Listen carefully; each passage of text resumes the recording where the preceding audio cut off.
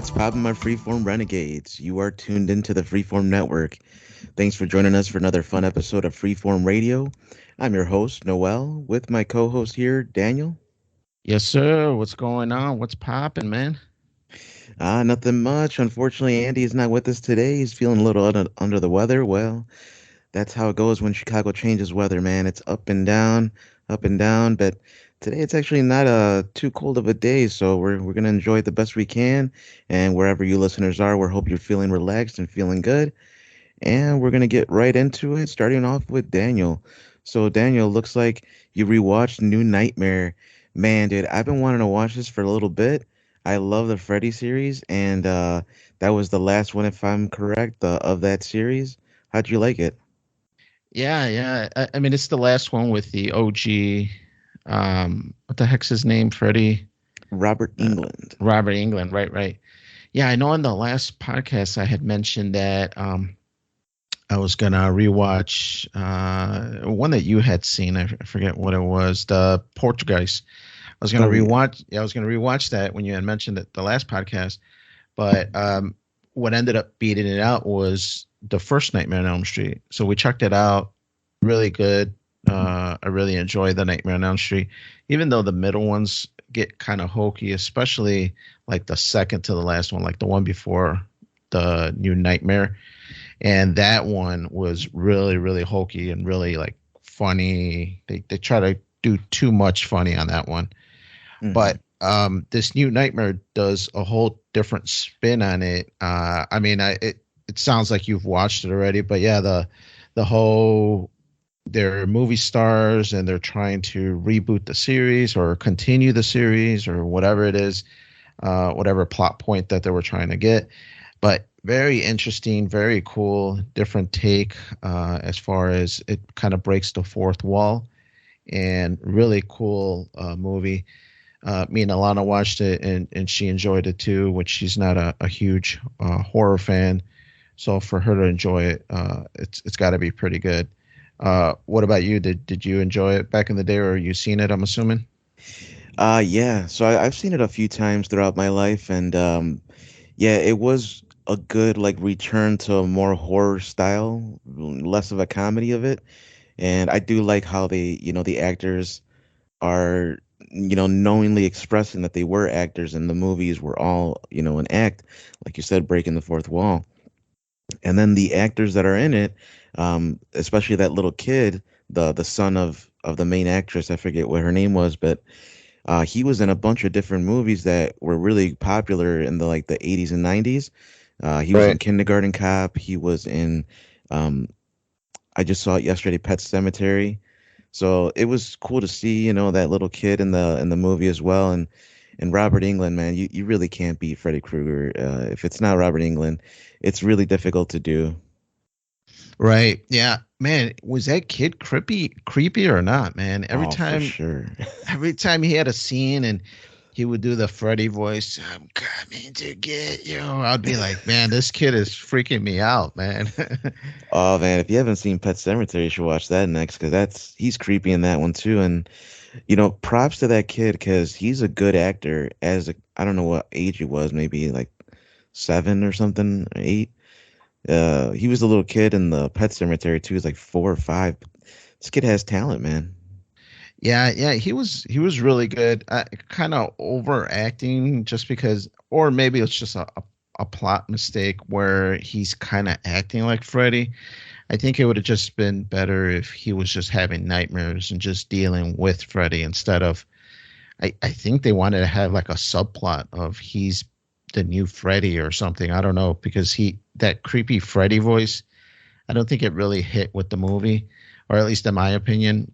And then even that biker dude from the first movie, I saw him in the funeral scene, but he didn't have a scene or any dialogue. So I don't know if there was like maybe a deleted scene where they were gonna use him for something, but it didn't work out. I'm not sure, but really cool movie. I really dug it. The director, he plays a character in the movie. The main character, the character from the main character from the first movie, she's married, and it was just really cool and different and reinventing. It's the last one before they rebooted it and went with a whole new Freddy, which even that movie I thought was okay, but definitely one of the last hurrahs for Robert Englund, and a really good movie. Yeah, there have been some fan films, not with Robert Englund, but Freddy, unfortunately, yeah, like after this one, it's aside from Freddy versus Jason, that was Oh, pretty right, much, yeah, the last one you see with Robert Englund. that's right. Yeah. That's right. No, and that one, ooh, man, I really want to watch that one too, but we didn't get a chance to since October is officially over. It's no more scary movies, back to just normal stuff. Yeah. But yeah, usually we try the whole month just to that's all we really watch, and we did get quite a few of them in this year. But yeah, I'm sure you're the same way. Do you you got it on Blu-ray or how'd you watch it? I watched it on whoever streams New Line. It was either on Max or Peacock, or I can't recall where I saw it. Hmm. And I just watched it on one of the streaming sites. And Okay. yeah, yeah, I don't. I know you're really getting into physical media, but I'm probably doing the opposite. I'm like stepping away from it just because I don't buy almost anything anymore, unless it's like $5 the Blu-ray or the 4K. I'm not even touching it anymore because when I moved 2 years ago, it was a pain in the ass to move all those DVDs, and a lot of them are still in my boxes. It's not one of my talking points. I was going to save it for maybe another podcast that we do, but I was looking for the Gotti movie, and I'm like, I know I got it, but I was looking on all the streaming sites because I just dreaded going into the garage, going through the boxes, and looking for that DVD. But yeah, it's such a pain in the ass to uh, maybe because I don't have them organized like you do on a shelf that's easily accessible. I got them in my garage in a bunch of boxes, so I have to dig through these boxes and try to find it.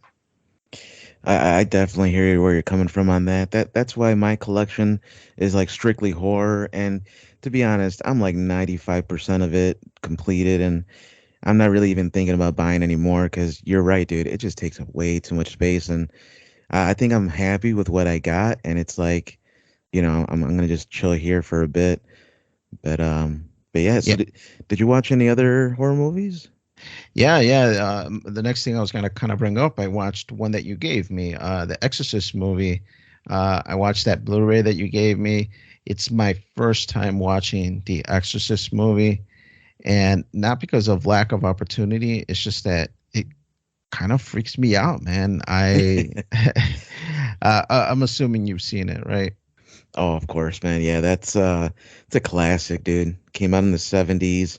It has that 70s feel to it where it's like Right. definitely more realistic.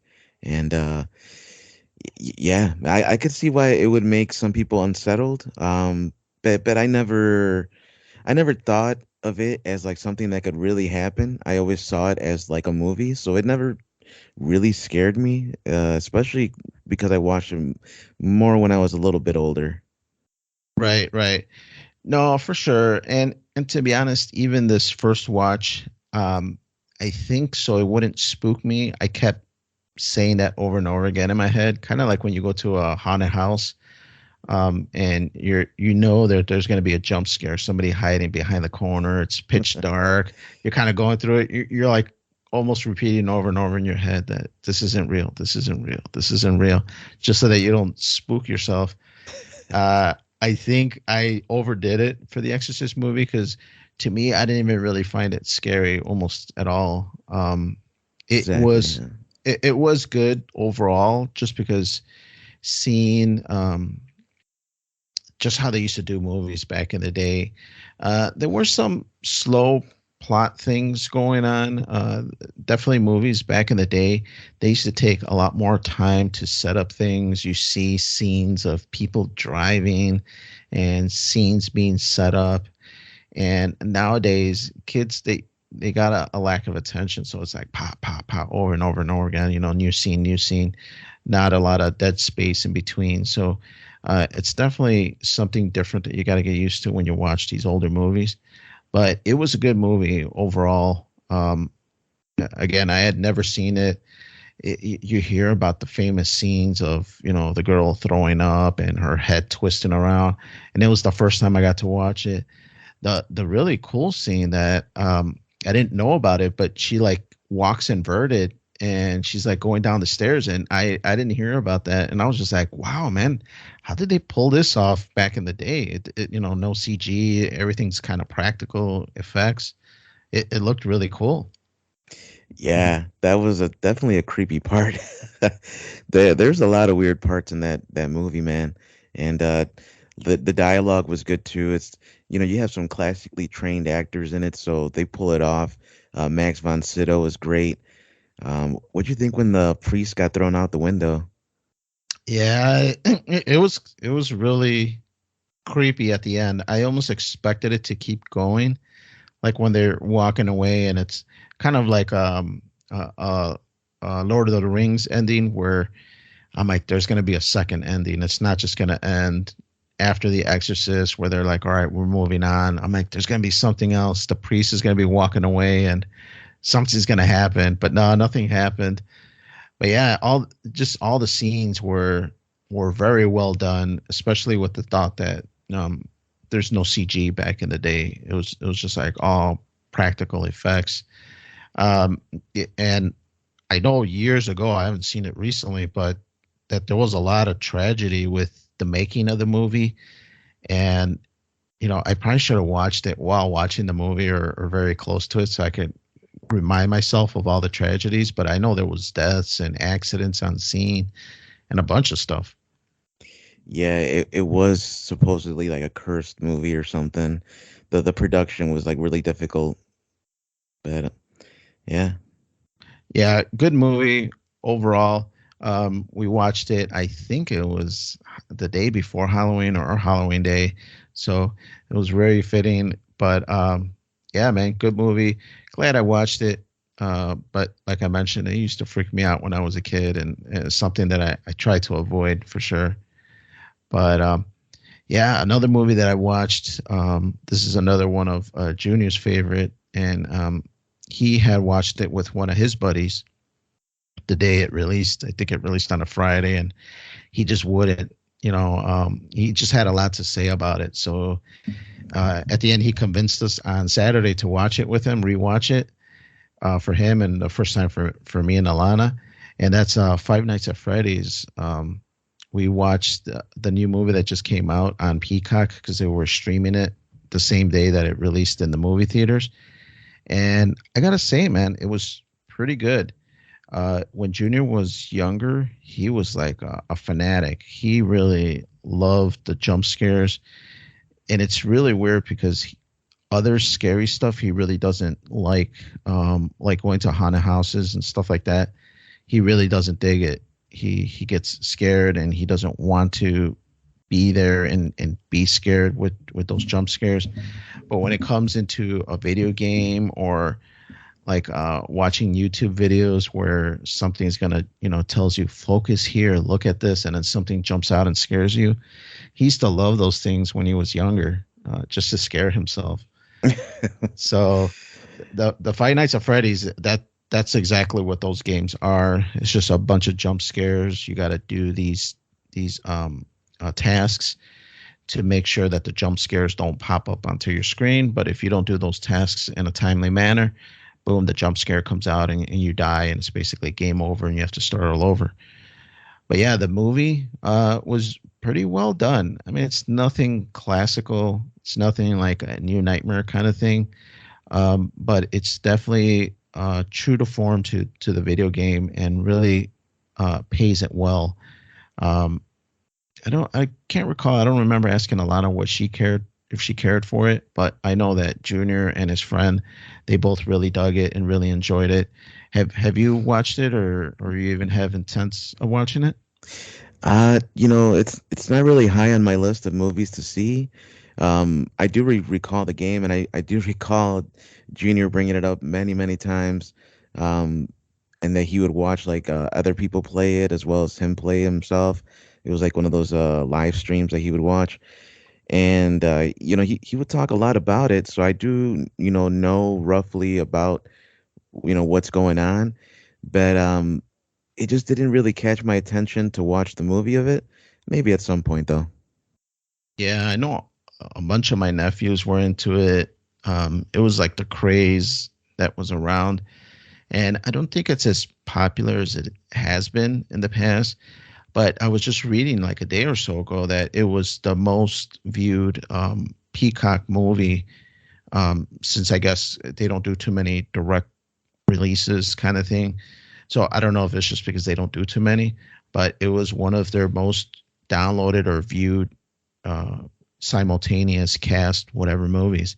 So I'm glad to hear it did well. I know Junior's really excited because the creator, I forget the guy's name, Scott Coughlin or Scott something, something like that. Um, he signed on for 3 movies to be a consultant because I guess he got into some hot water where he said something political or something. So he had to sell the rights to Five Nights at Freddy's to this company because he was having issues and he just decided to sell it and walk away. So now this other company, supposedly they signed everybody onto a 3 movie commitment with hopes of making this some kind of trilogy. Oh, okay. Hey, that's good for him, and yeah, good that the series will be going on. I guess there'll be a trilogy then. Right. Or at least that's their intent from the little bit that I read into it. Everything was dependent on how well it was received, how much money did it make. But it's kind of like the Spider-Man movies. They signed on Tom Holland to a 3 movie deal, but depending on income, ratings and all that, they would either make the 3 or they wouldn't. So in the case of Spider-Man, they did make them. And it sounds like for the Five Nights at Freddy's, at least from Peacock's own admission, it was very well watched. So hopefully they'll get the other 2 movies or more, depending on how well that series goes. For And sure. yeah, yeah. And just the last thing to kind of bring up, I finished watching Blackberry, the movie. It's like a documentary movie based on real life kind of thing. I'm not sure if you even heard about it, Noel, or did you even watch this one?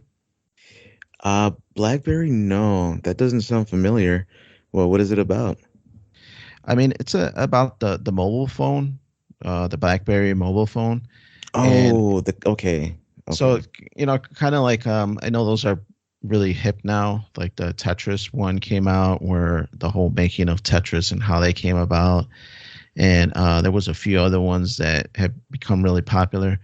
Well, the one I just recently watched was the BlackBerry, and it was really cool to see a snapshot in time because when cell phones first came out, maybe some of the newer viewers don't remember or listeners, but it was I think they call it a T9 phone keyboard where you would have to press the number 2 2 times for the letter B or 3 times for the letter C. And so that was your keyboard for texting, for sending short messages. And when I was growing up, that was normal to me to type text messages like that. Even though text messages were notoriously really expensive and really difficult just because of the typing, like I mentioned. But BlackBerry was one of the first companies that they innovated the cell phone lines to make text messages so much cheaper. And they're one of the reasons why text messages are a given in any data plan now. But before, you used to pay for your cell phone package. So you would get whatever, however many minutes a month, 60 minutes a month, or whatever your package was. And then for text messages, you would get like 10 text messages a month, and anything over that would be $1 a message or whatever it was. So um, you don't see them too often no more, but that's the reason why when you sign up for text messages with certain companies, they tell you data text fees may apply, kind of insinuating that we're going to send you text messages and you're acknowledging that it's fine, because if it goes over your text message plan, then you're going to have to pay a nickel or 10 cents or a dollar per message, depending on what your plan calls for. Do you even remember any of that stuff back in the day? Oh yeah, dude.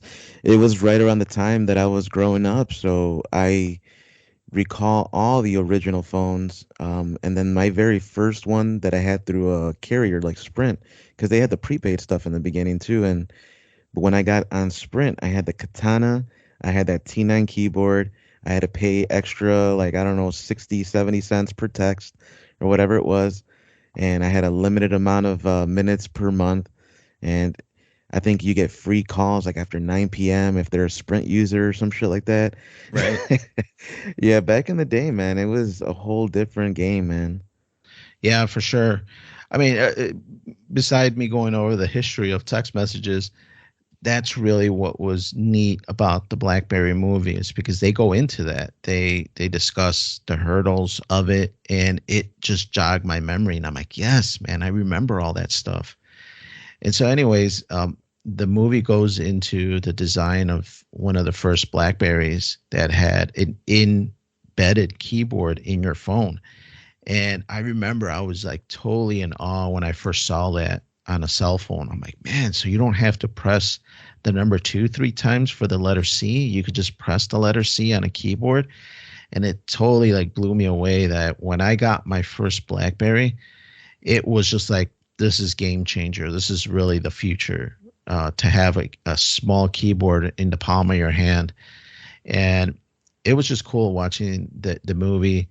It's, it's got a lot of drama in it. I don't know how much of it is real with the founders and some of the hurdles that they needed to go through, but it was a real entertaining watch.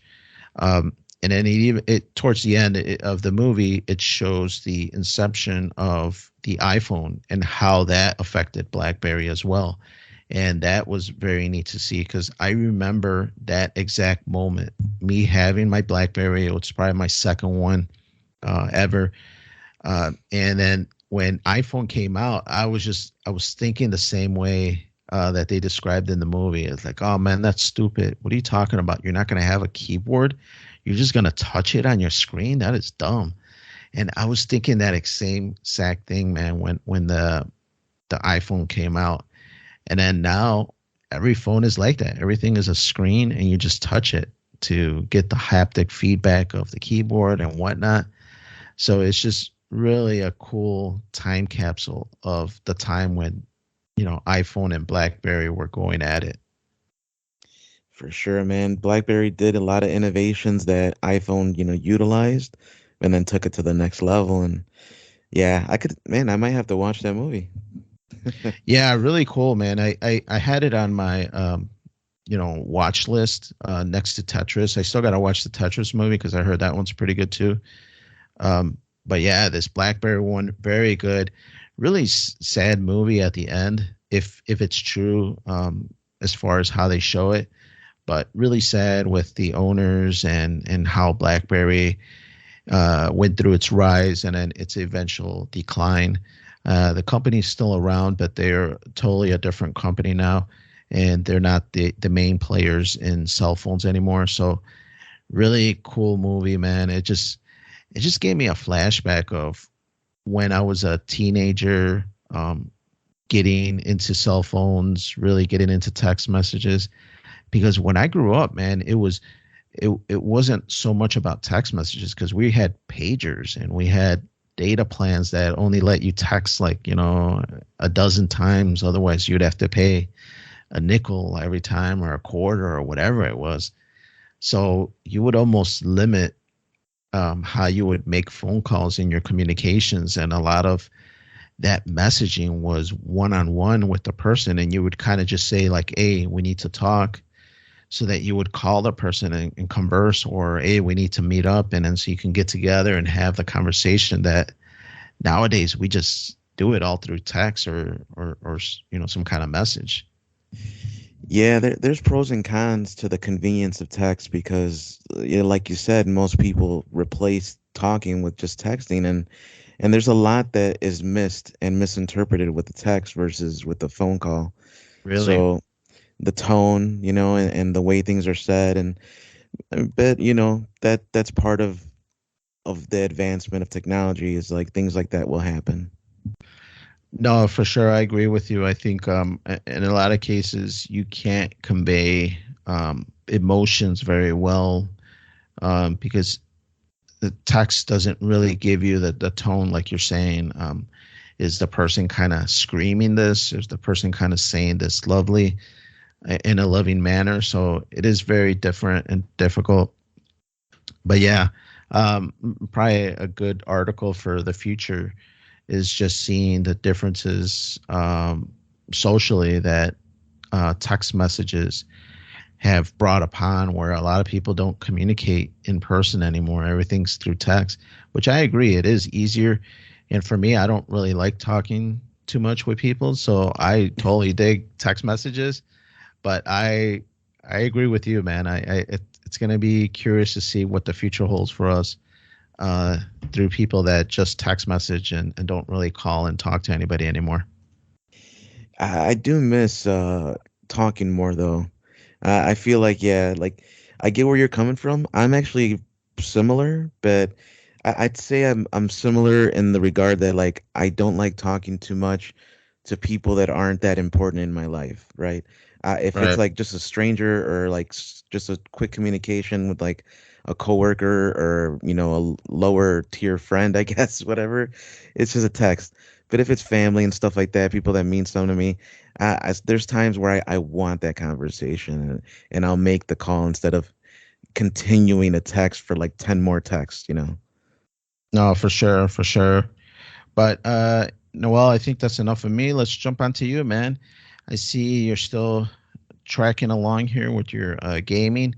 Beat God of War 3, the remastered edition. This was one that I really dug. It's the I think it's like the second to last before they rebooted it in 2018. So definitely one of the better ones. Huge scope, man. The game is huge, especially when it came out back in the day. But even now, it's still a very big game. What were your thoughts on it, man? I really enjoyed it. I first got introduced to God of War in PS2, and I ended up playing God of War 2 for a bit. I don't think I beat number two. I actually just watched like the YouTube video of the cutscenes, and I got the story that way because I was like, I don't have enough time to play number two. All I Right. really want to do is get to the reboot, and I know I have to get through number three. But I was like, I don't want to. I don't have a PS3 anymore, and thankfully they came out with the God of War 3 on PS4, the remastered. So I ended up playing that. I actually enjoyed it, man. I played it all the way through, and it was like the more intense version of it, where Kratos is a god, essentially god of war himself, and he is going up against the gods of Olympus, um, and he's trying to destroy them all, essentially. And you have this huge battle with Zeus, and it turns out Zeus is Kratos' father, and it's just like, what the heck is going on here, dude? It was wild. But it was essentially for me the conclusion of the Greek saga. So you said that there were a couple other ones before they rebooted. I'm assuming that's like what PSP or some other shit. Yeah, they did release some for PSP. I don't recall what it was. And I want to say Ascension was after this, Okay. or maybe it was before it.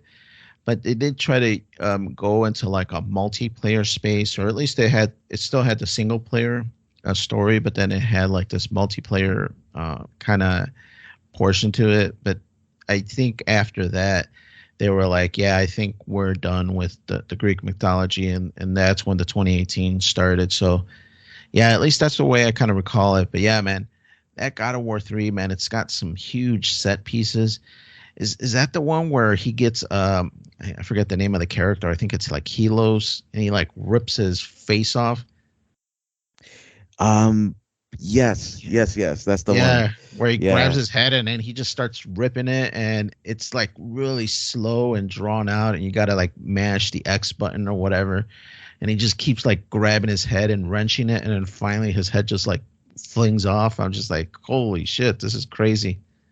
Yeah. It was wild, man. And the combat was really cool. You get a lot of cool abilities, and it just kept the action going. Um. But definitely worth playing. I would.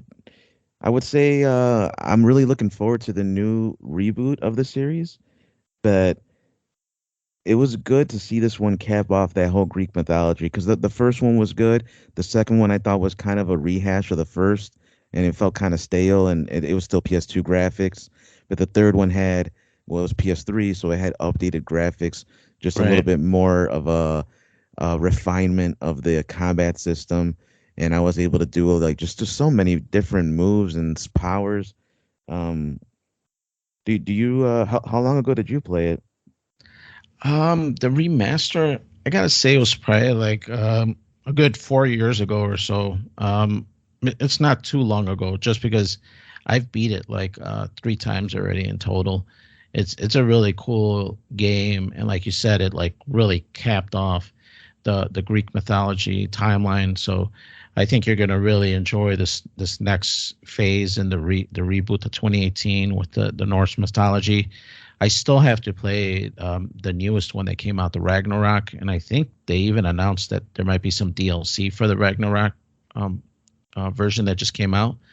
So really cool. It's probably one of those ones for Black Friday that I'm gonna have to keep an eye out and maybe pick up. Oh yeah, for real. Hopefully, yeah, it does go on sale. But yeah, I still have to play the one before Ragnarok, God of War. So I have it. It's the PS4 greatest hits one, and I'm looking forward to playing it, man. It's let's see this new Norse mythology. Let's see how that goes. But yeah, moving on, dude. Aside from the gaming, that was actually one that I beat a little bit ago. Something more recent that I did, which was actually just yesterday. Since we were talking about horror movies, I mentioned I had watched Pet Cemetery, and this was the 1989 version, the original. And did you ever watch that movie, 1989 one? Yeah, I watched the original and even the rebooted one that came out a few years ago, Yeah. and I really dug both of them. I think the reboot was a little different. It kind Yeah. of veered a little off from the original story plot, but I thought both of them were pretty well done. Yeah, so the new one I watched, I think possibly before the original. I can't even remember if I ever watched the original because if I did, it was so long ago that this version that I watched, the original, it felt like the first time. And Right. it was creepy, man. It was a cool, creepy movie. It definitely has like an old school 80s vibe to it, and it's like a unique film style that you don't see often anymore. The the family was very, very unique. Um, so just to kind of summarize it for our viewers, it's about a family that moves to like the countryside, and the father of the family, he's a doctor that's joining like a college to be like a doctor for the village or the town. And as soon as his first day begins, somebody ends up dying on his watch, and they're brought into the hospital or the college hospital, and the person was like beyond saving, unfortunately, and he passed away. But before he passed away, he creeped the hell out of the doctor by saying just the most random stuff about the soul being stonier and the soil being sour. It was pretty much giving reference and like meaning to something that would happen later on. And essentially, the neighbors in the community, they all know about this cemetery that if you bury something there, it comes back to life, but it doesn't come back as the original, I guess, soul of what was in that, vessel, that body. And so a few things happen to the family's cat and to somebody else. I'm not going to spoil too much. And they test out the theory if this cemetery works, and it sure does. And unfortunately, when they come back, they don't come back in a nice, happy temperament. They come back pretty much cannibalistic and ready to just wreck shit. So uh, it was pretty creepy, man. It was actually really unsettling. And like I said, it had that little kid from New Nightmare, and he played it well, dude. Like I was creeped out by his performance. I don't get scared, right? But I'll get like I'll pay respect to the fact that like it has elements that could scare others. Right. So you know what I mean? Like it didn't scare me, but I could see that it'll scare others. Like if you have a dog and it's your dog and it's like a really mean, like not a mean dog but like a Like tough a looking Cujo. dog, something like that, or like a Right. pit bull or something. To you, you're not scared of that dog, but you can respect that maybe other people, you're as you're walking your dog, they're gonna be like, oh shit, like let's cross the street, so you can respect that, and I can respect that. In this movie, that kid, man, he he was like essentially trying to bait, his family to come get slaughtered. And yeah, so definitely worth watching. It has like just a dark ending, which is typical of like a lot of 80s movies. So I think it's definitely worth watching. And if I recall correctly, there might have been a second one for this one. I think Uh, so. I haven't seen it though, so that'll be on the list for the next time. Um, Dude, doesn't that always happen where a family gets a good deal on a house, they go move in, and there's like something terrible that happens there?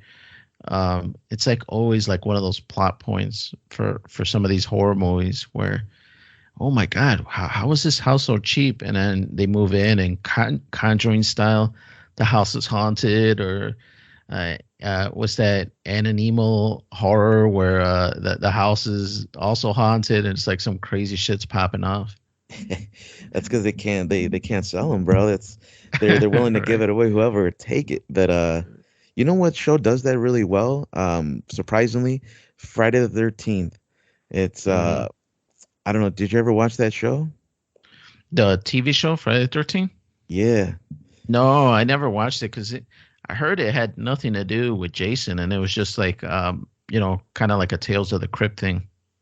It's more like Warehouse 13 or like X-Files, Okay. because what happens is it's kind of like what we were talking about, where they go and inherit this house. It's two cousins, kind of distantly related, and they have an uncle that they're both related to, and this uncle owned this antique store that has like just a bunch of old junk that's some really valuable stuff, but just some old stuff. And it turns out it's all cursed, and a Okay. lot of the stuff he would never sell, he would never let people part with it. And so when they inherit it, the uncle passed away and they inherit it. They go and they try to get rid of everything. They're like, take everything you want, like let's just clean house. We don't need all this. We're gonna sell the house and boom, be done with it.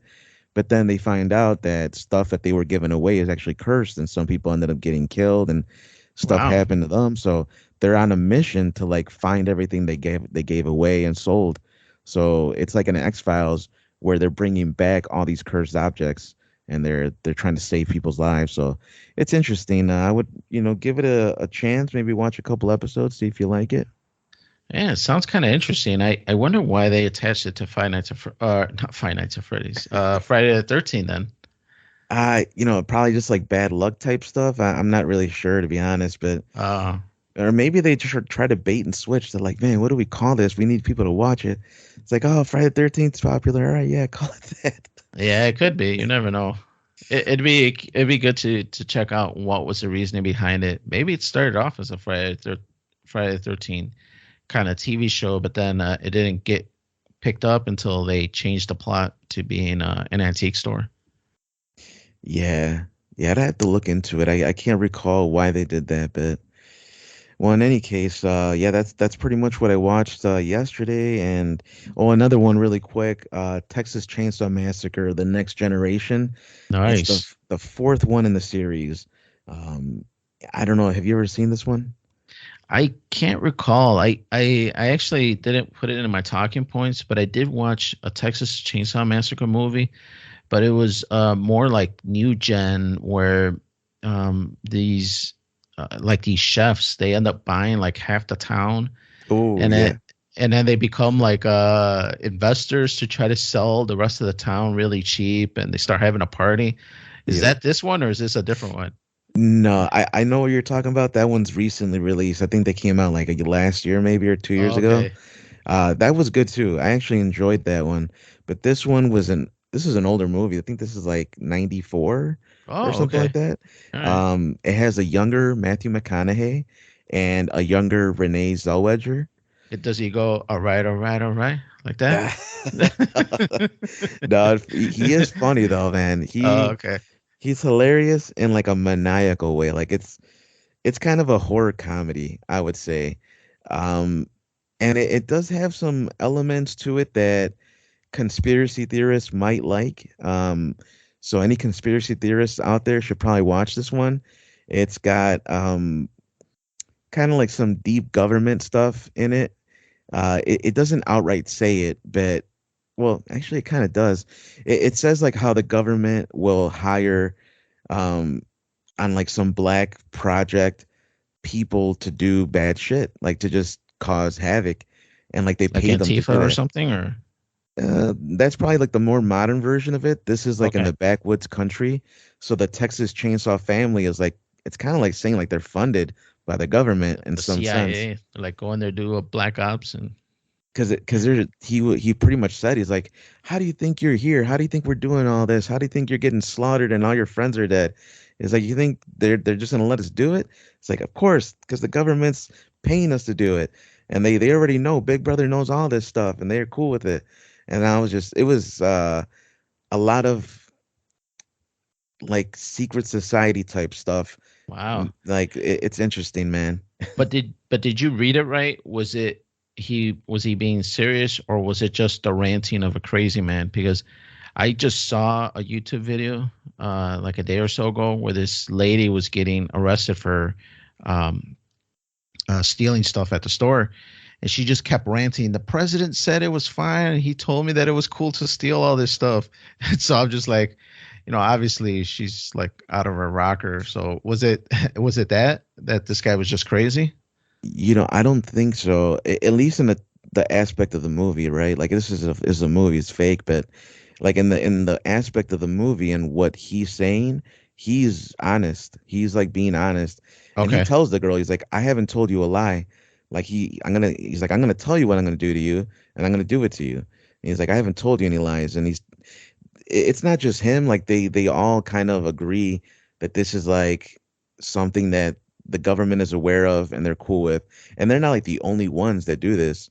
Like it kind of, I don't know if it references the CIA directly, but it gives you to think about other conspiracy theories out there wow, about, the drug world and how the government might have its hands in some of the darkest stuff that happens. for But sure. again, it's all part of making this movie more scary, and it does have a comical side to it too, though, man. So take it with a grain of salt, of course. Um, that this I'll tell you guy, what, it sounds interesting, man. no, for sure, it's 100% worth watching.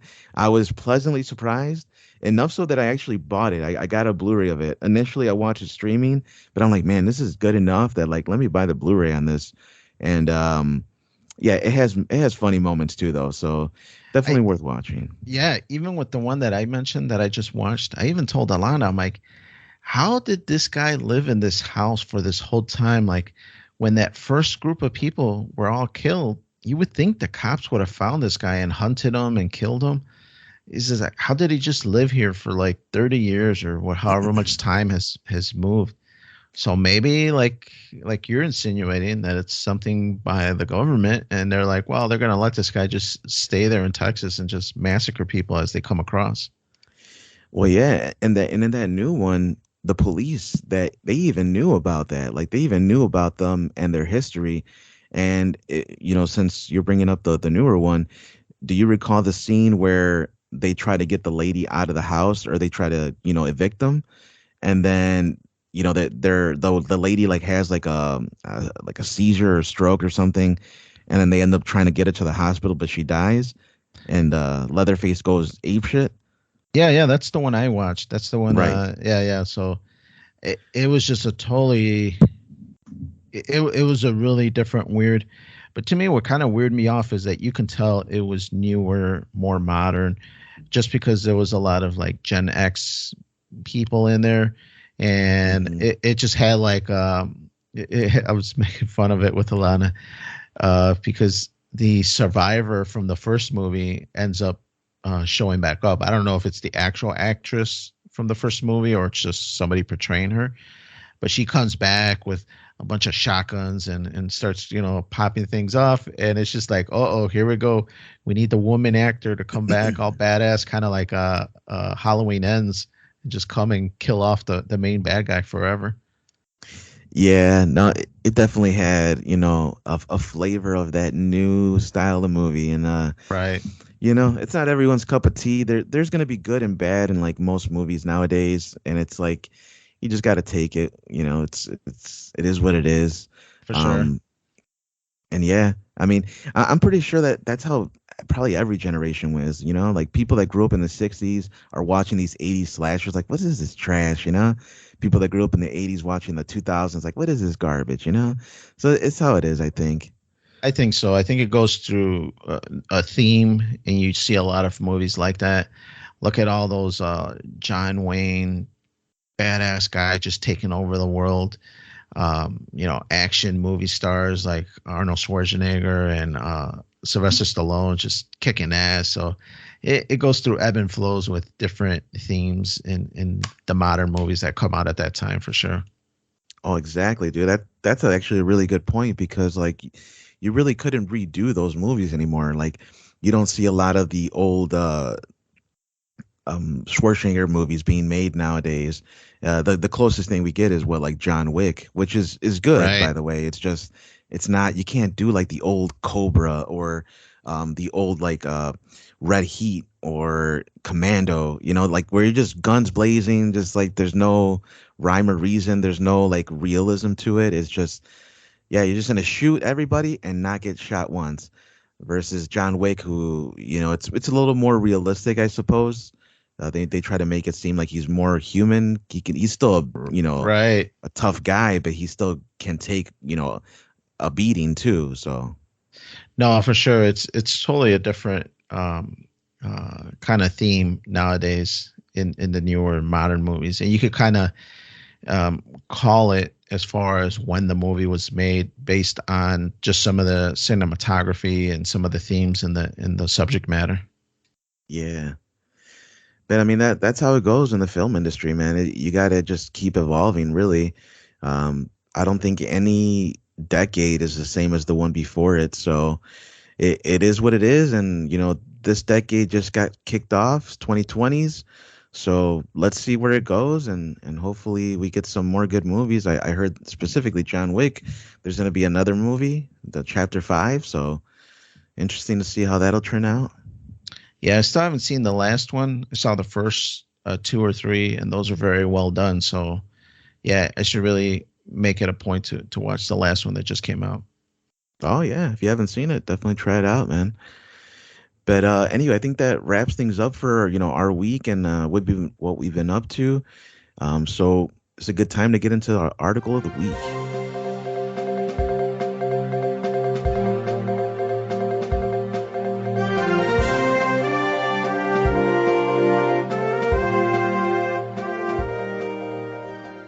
Okay, so here we got an article from Statista.com. Specifically, it's involving a chart listing the countries polluting the oceans the most. So, how I got started on this and how I found this was initially on a clip of Joe Rogan's podcast. And in that clip, Joe Rogan brings this chart itself up, and he talks about how the US is nowhere near as big of a polluter as other countries, and how a lot of the mainstream media will paint the US in a negative light almost always in terms of emissions, pollution, and climate change. And a lot of people they do it so much that you almost believe it, and many do believe that climate change is a real thing, that we're making the world a worse place, and that the US is like a big part of it. So even I was starting to believe that as well, and I started seeing that changes are happening. But then this chart comes up and it just blew my mind. I'm like, you got to be kidding me. Like, here are the facts and people are ignoring it. So, just to kind of read it off real quick here, a team of researchers in the United States and Australia, led by Jenna Jambic, an environmental engineer at the University of Georgia, analyzed plastic waste levels in the world's oceans. They found that China and Indonesia are the top sources of plastic bottles, bags, and other rubbish clogging up global sea lanes. Together, both nations account for more than a third of plastic debris in the global waters. According to a report in the Wall Street Journal, the original source can be found on this link that the website provides you. In 2010, 8.8 million metric tons of mismanaged plastic waste came from China, with an estimated 3.53 million metric tons of it ending up in the ocean. A total of 3.2 million metric tons of mismanaged plastic waste came from Indonesia, and it is estimated that 1.29 million metric tons of that became plastic marine debris. The United States is also guilty, don't get me wrong, of polluting oceans with plastic, but at a much, much lower level than China.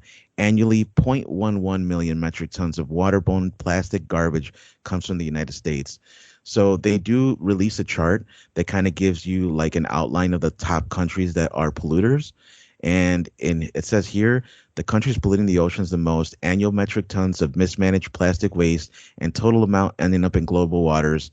And it gives you like a chart that says mismanaged plastic waste, and then another start part of it that says plastic marine debris. China is at the very forefront of it. Number one, 8.8 million metric tons, and then 3.53 that ends up being plastic marine debris. Indonesia, number two. The Philippines, number three. Vietnam, number four. Sri Lanka, number five, at 1.6 million. So this was back in 2010. Um, it is possible it's gotten worse since then. But if we're going off of this, the U.S. is nowhere near, especially when they said it was zero point 0.11. It's not even a half of 1 million, dude. It's literally 110,000 tons. Yeah, for sure. I think a lot of this is probably true. And like you mentioned, this is from 2010, so it's probably fluctuated a little bit. But I think and I'm all for reducing plastic consumption for sure. I think the U.S. should continue to push forward to that. I almost wish Andy was on this show because I know Andy is a big non-believer of stuff like this. He thinks it's all bullshit, like the ozone layer. But I don't want to speak too much for him. He could speak for himself. But honestly, my opinion on some of this stuff is that the reason why U.S. is not a big contributor to this, at least today or in 2010, is because we do not lead the world in manufacturing anymore. A lot of this waste comes from manufacturing. It comes from making components. When you're a big maker of parts and consumables, you create a ton of waste.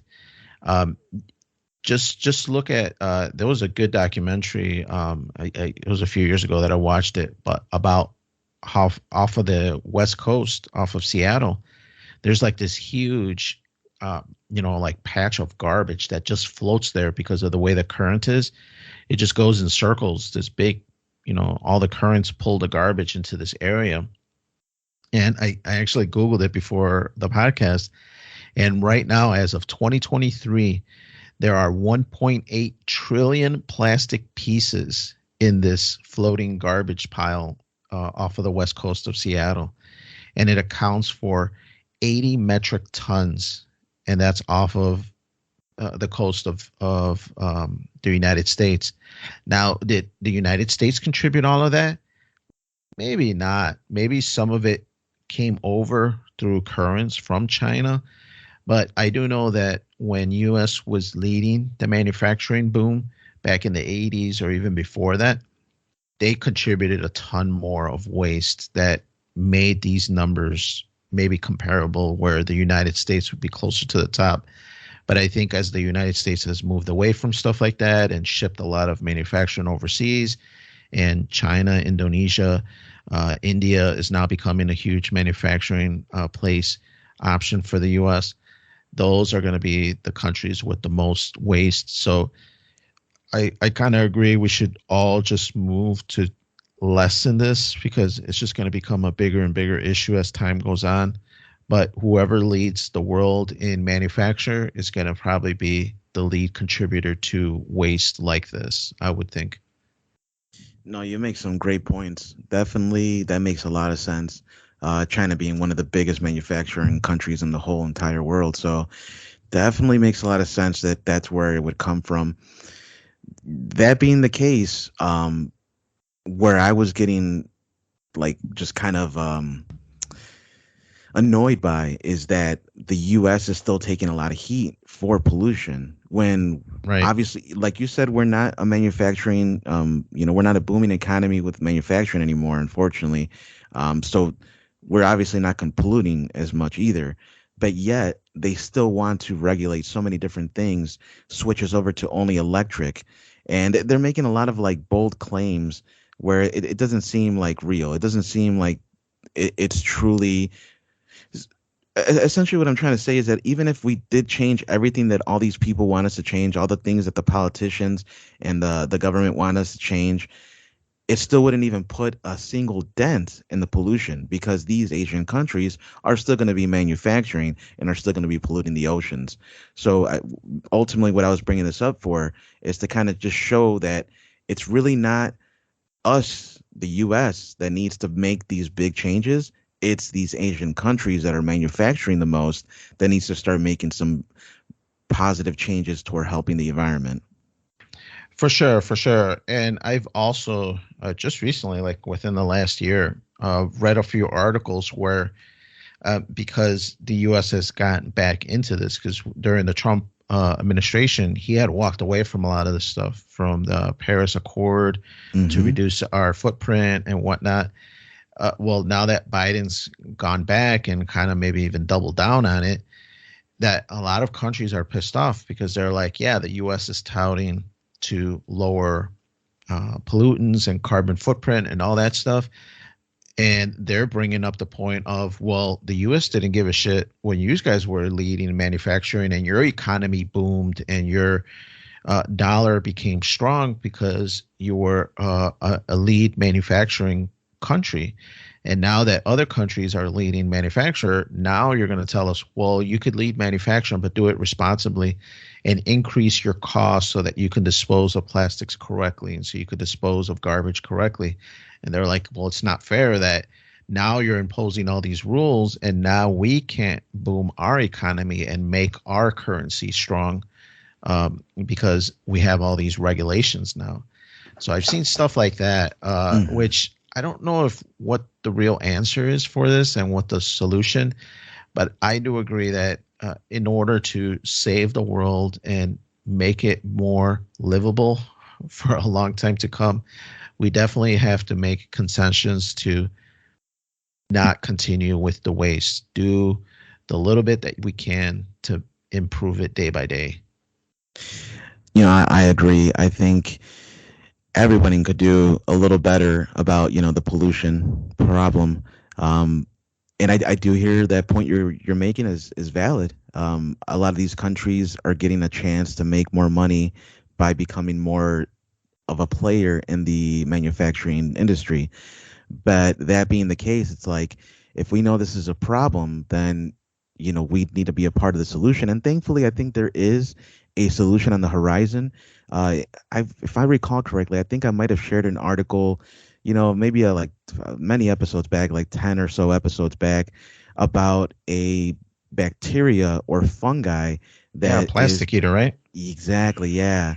So, there might be a chance where that becomes a more feasible option to use against this island of pollution, of plastic Right. pollution, and just dwindle it down, but we'll Yeah, see. unfortunately, it's what sucks is that plastic doesn't biodegrade fast enough, and they definitely have to come up and engineer some new solutions to maybe make it more sustainable because plastic is the king, man.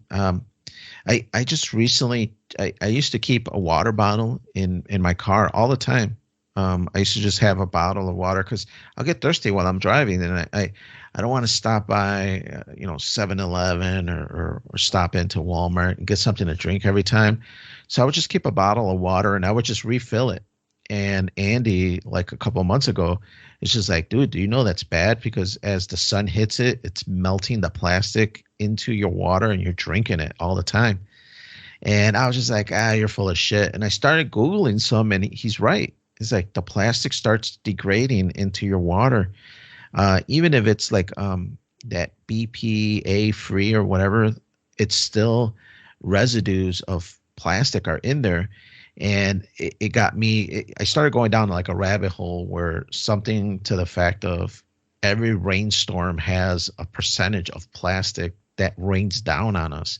So even rainwater has plastic in it because there's so much plastic in our environment that when it degrades, it goes up into the clouds, and then the clouds just rain it back down onto us. So it's definitely a huge problem. And I've since then changed over to a metal container to hold my water because I still like to drink water in my car. But now I just have like one of those like knockoff Yeti cups with that's made out of metal. So who knows? Maybe I'll get lead poisoning next. But at least for now, plastic isn't going into my water.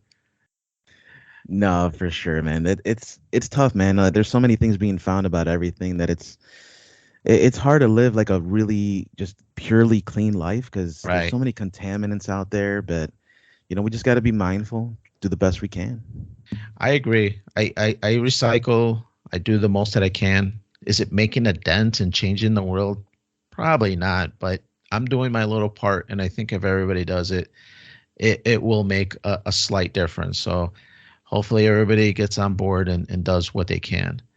But as far as Freeform Radio, I think that's about it. We'd like to thank you all for listening. Remember to follow Freeform Network on Twitter at Freeform Network and on Facebook soon, man. Andy's getting on the game. Maybe that's why he didn't show up today, is that he's working on that Facebook. So we'll see what's going on. But send in those questions and suggestions.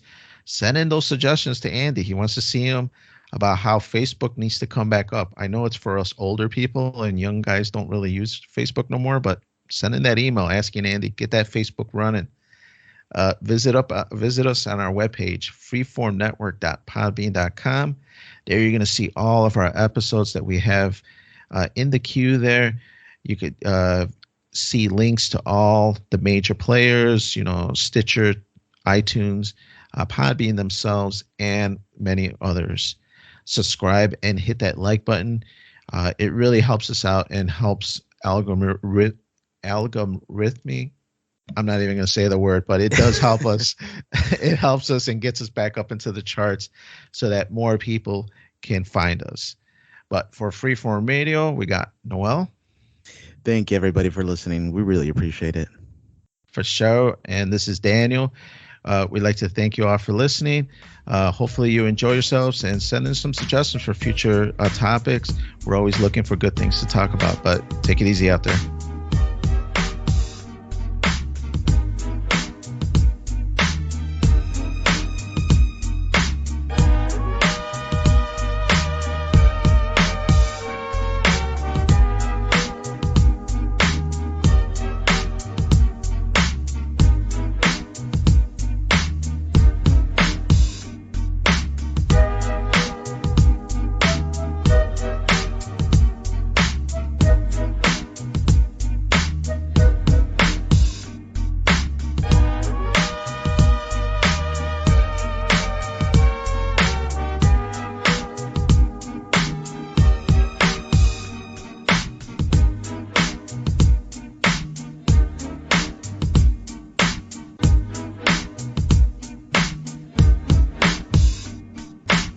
That was cool, Dad.